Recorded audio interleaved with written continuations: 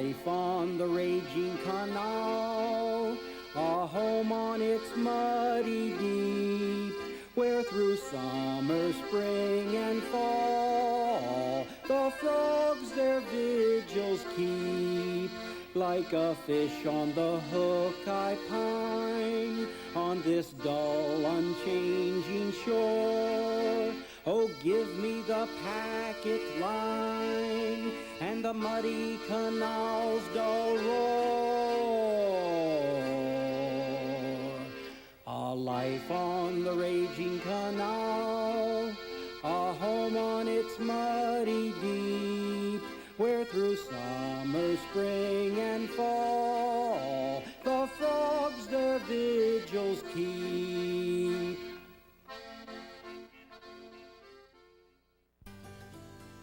After years of debate and delay, federal land grants became available, and Indiana joined her eastern neighbors in an era of canal building that was sweeping the nation.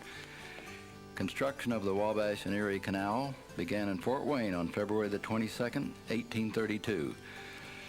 Following a motley parade and patriotic speech by prominent lawyer Charles Ewing, Grand Marshal Jordan Vegas turned the first shovelful of earth and declared that work on the canal had begun.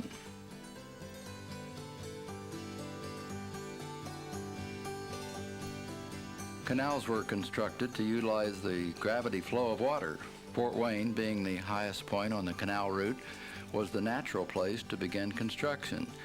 Canal water from this elevation flowed northeast to Toledo and southwest to Lafayette, and Fort Wayne thus acquired the nickname Summit City.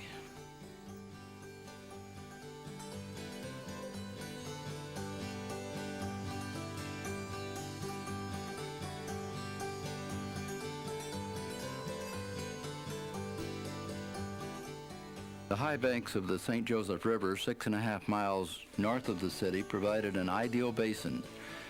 By June of 1832, just 4 months after the initial ceremony, crews were at work on a huge dam across the river.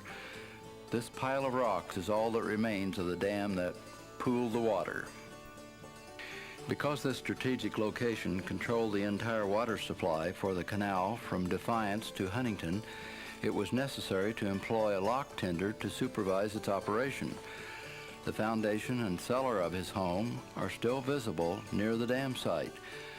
Water from this reservoir pool was diverted into a feeder canal, which was to feed water into the main canal at Fort Wayne. The volume of water flowing into the feeder was regulated by a guard lock. The feeder canal was navigable, being the standard size of the main channel, 40 feet wide and 4 feet deep. Its waters flowed toward Fort Wayne along the St. Joseph River, passing the old St. Lever Brewery, which shipped by canal boat. At this point in downtown Fort Wayne, the feeder joined the main canal. Looking to the east, we see the Norfolk and Southern Railroad tracks filling an area that was once a wide basin lined with mills and warehouses.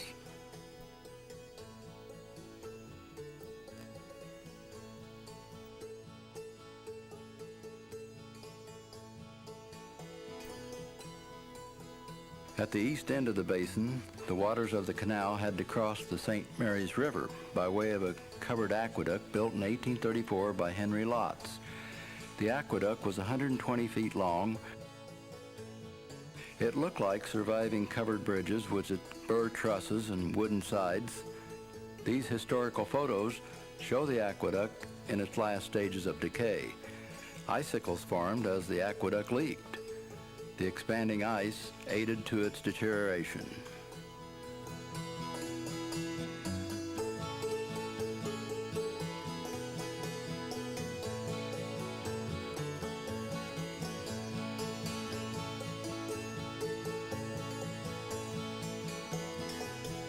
Today, this type of aqueduct still operates on part of the old Whitewater Canal in Metamora, Indiana. There, visitors can take a canal boat ride across the last remaining aqueduct of the 19th century. Aqueducts were used to cross major streams or rivers, allowing the canal boat to proceed without entering the river itself. River crossings were dangerous for a boat designed to travel in a smooth, narrow channel.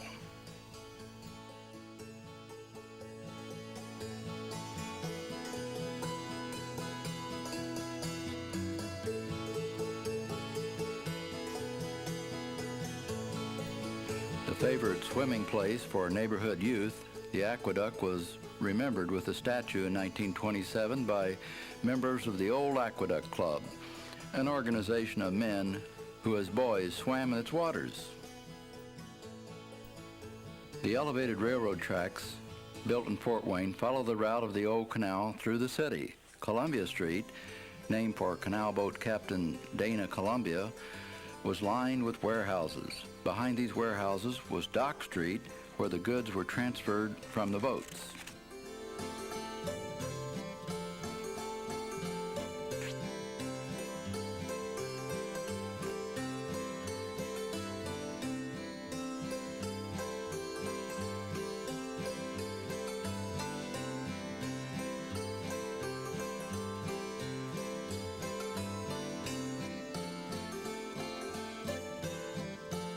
This stone canal warehouse, built in 1852 on the north bank of the canal, represents the most complete remains of the canal era in the city. It was built by Scottish stonemason John Brown, and at various times conveniently housed canal boatmen. On the next level east of Fort Wayne was the town of New Haven, which prospered alongside the canal.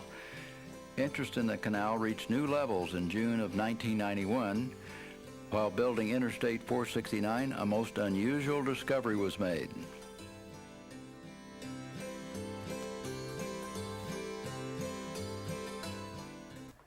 Well, the lock's a very simple sort of hydraulic mechanism when you get right down to it.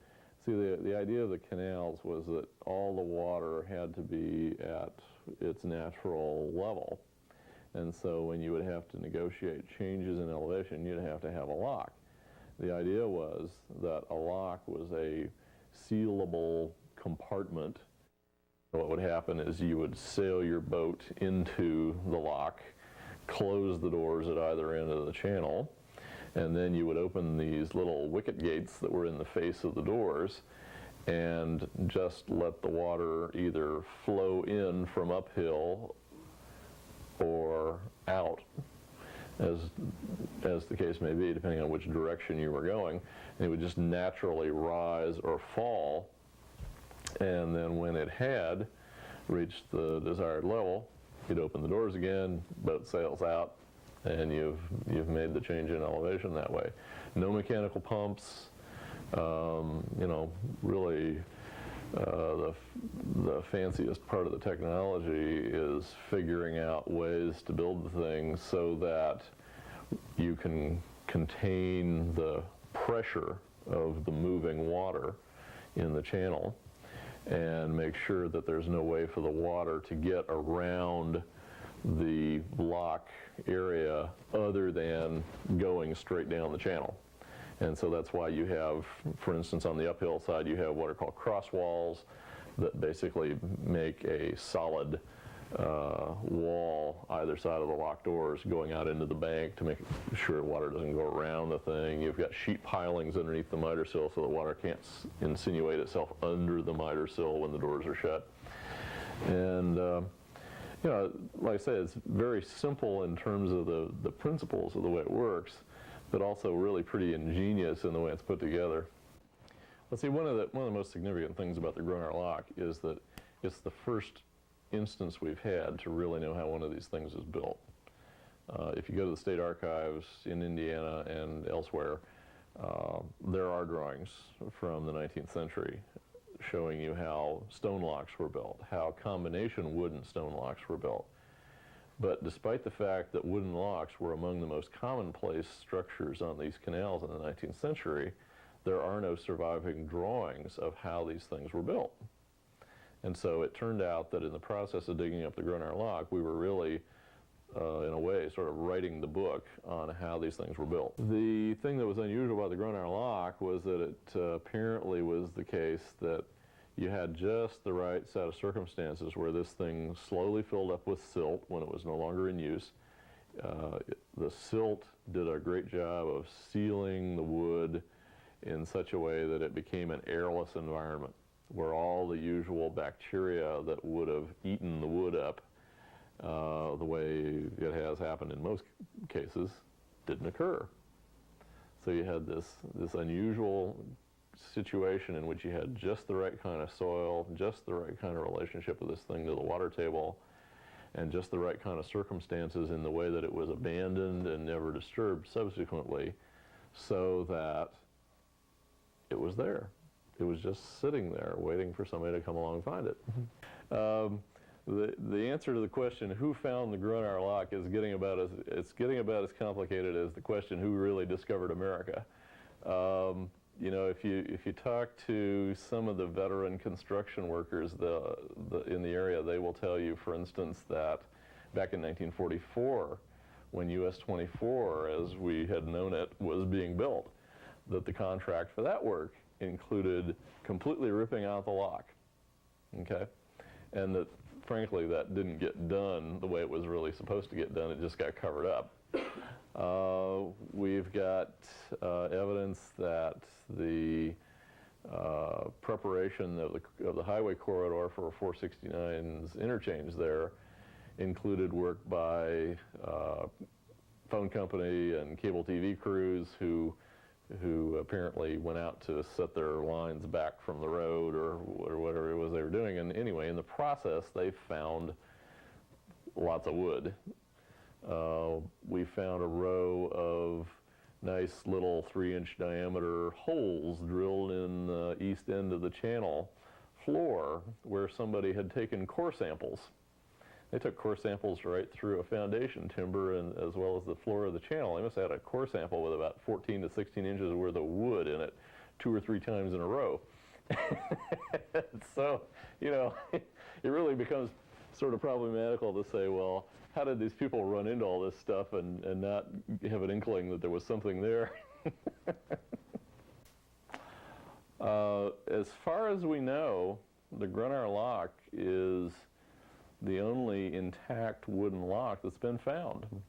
You know, I was a little skeptical about this myself when I heard some local historians talking about this. I wondered if this wasn't an exaggeration. But I talked to a conservator at the University of South Carolina who has, by and large, done the conservation of just about every lock artifact that's been found in the country. And he said, oh no, he said, that's no exaggeration. If you've got a wooden lock, you've really got the first one anybody's found and dug up. There are lots of places where we know there were locks, where there's fragmentary remains of badly deteriorated wood, and there's a lot of places where there wooden locks stood. There are a lot of places where wooden locks stood where you dig into the soil and you find a rather dark band of soil that represents where the wood has been. But to our knowledge, the Grunauer Lock really is the first instance in the country where one of these wooden locks has been found intact, let alone dug up. You know, aside from learning about how these things were built in the process of uncovering the lock and then disassembling it, the other thing that was fascinating was that just about the time we thought we were going to be out of the woods here, we were going to get the thing done before the highway department's deadline and before the weather got completely terrible on us for the year, we came to find out that there was another whole aspect of this project that we hadn't even anticipated in any, not as, at least as any major part of it, and that was finding all these artifacts with it. It turned out that to some extent during the original construction, but more so during the later reconstructions of it, especially in 1861 apparently, it was the case that people used the excavation the lock sat in as a dump. You know, as we were taking up the timbers from the bottom of the forebay on the east end of the lock, we started to notice that the mud and the gravel that these timbers were resting on was loaded with stuff. You know, we were finding pieces of tools, we were finding pieces of household items like dishes and earthenware crocks and somebody's glasses and somebody's riding crop and you name it, it was in there. Also, when we were up in the channel area earlier, we had found a few things in the nooks and crannies of the channel. You know, there were spaces between the floorboards here and there that things would settle into. And for instance, there was a place between the end of the channel and the start of the forebay where somebody apparently lost their sewing kit over the side. And it turned out that in one little area, we found a couple dozen little gold-plated sewing pins and buttons and little buckles and you know, little hooks and eyes that they used to use in place of buttons on a lot of clothing. We found a fistful of fish hooks somebody left behind. We found them because one of the people working on the lock actually got these things stuck in her finger when she was dipping mud out of the crack between these two boards, and they were still sharp. So we found an incredible assortment of things that we had no idea we were going to run onto, but it was great because it really paints a picture of the kind of commerce that went through the lock when the canal was in operation.